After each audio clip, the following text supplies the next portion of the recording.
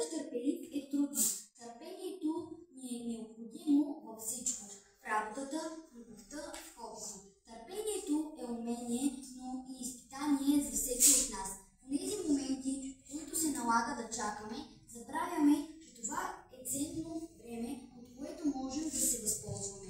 Днес ще ви споделим няколко вдъхновяващи мисли за търпението. Търпението не е само способността да се чака, и в това как се държим докато чакаме.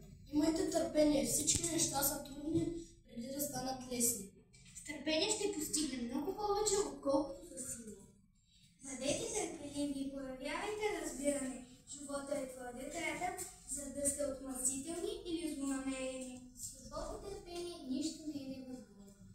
Колкото повече опознаваш себе си, толкова повече търпение ще имаш за това, което виждаш в другите. Човек, който е господар на търпението, е господар на всичко останало. Търпението е печеливо за победата. По всички войници дума са най-силните време и търпение. Човекът, който чака, е търпелив човек.